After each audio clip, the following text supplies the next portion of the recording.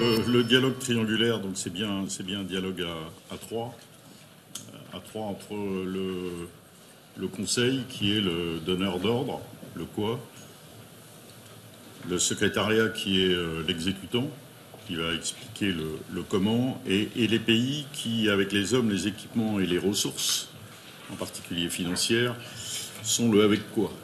Et on voit bien qu'un dialogue, c'est dans les deux sens. C'est pas forcément, j'allais dire, du haut vers le bas, c'est également quelquefois du bas vers le haut, et quoi qu'il en soit, ça doit être itératif et interactif.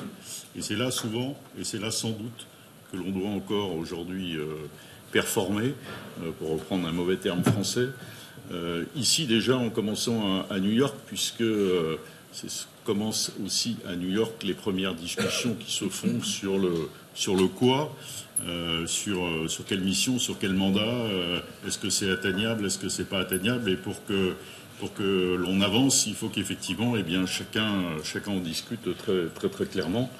Et il faut que chacun, et c'est bien, je pense, et c'est comme ça que je l'ai compris au moins, et on peut en discuter, toute l'importance de Action for Peacekeeping, qui est quelle responsabilité chacun à son compte prend, et quelle confiance il accorde avec les trois autres interlocuteurs. Et si je reprends ce qui s'est dit ce matin autour de cette table, les mots confiance et responsabilité sont revenus à plusieurs fois, puisqu'on le voit bien, que ce soit sur le terrain, et ça c'est le militaire qui parle, mais ça peut être valable pour le diplomate, comme ici, tout est affaire aujourd'hui de confiance, parce qu'in fine et au bout du bout, celui qui va délivrer, c'est une femme, un homme, et ça va être bien le sang d'un soldat, quel que soit le sexe et le genre, qui va tomber, et c'est bien le sang d'un pays.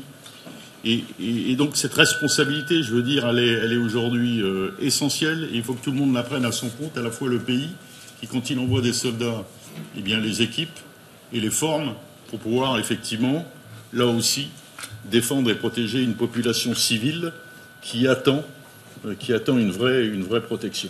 Voilà. Et comme l'a dit très bien monsieur l'ambassadeur tout à l'heure, au-delà de la cuisine interne des Nations Unies, parce que la population, elle est très pragmatique, surtout quand il s'agit de sortir de la misère. Et elle n'attend pas des discussions très haut niveau, elle attend de voir tout simplement des gens qui soient là, qu'ils soient du développement, qu'ils soient de la sécurité, voilà, pour s'en sortir. Alors ce dialogue, et je reprends tout ce qu'ont dit les deux intervenants tout à l'heure, si on le ramène à la francophonie, je vais reprendre l'image de Samuel. Je pense qu'il faut qu'aujourd'hui on optimise beaucoup plus l'espace francophone. L'espace francophone aujourd'hui n'est pas utilisé. Il est sous-utilisé, il n'est pas suffisamment employé. On a des pays dans cet espace francophone qui ont une très longue tradition et qui peuvent nous apprendre énormément. Et je le dis de mes camarades sénégalais, quand je suis arrivé ici, ne connaissant pas bien l'ONU, m'ont appris énormément de choses sur comment se faire rembourser, comment écrire un MOU, etc. Donc s'il me l'apprend à moi, je pense qu'il peut l'apprendre à plein d'autres pays. Et donc, comment on le fait pour le partager. Voilà. Et dans les discussions que l'on a ici, souvent à New York, pour reprendre ce qu'a dit le général Girard, du C-34, qui est, je veux dire, cette assemblée, cette extraordinaire réunion à Yasser, dans laquelle on discute du maintien de la paix, où on n'est pas souvent d'accord et où on arrive à être d'accord, mais on est souvent par groupe géographique, on est souvent par groupe politique, idéologique, on va le dire, mais on n'est jamais, nous, francophones, dans un groupe, à discuter. Et ça, très sincèrement, moi, je le déplore.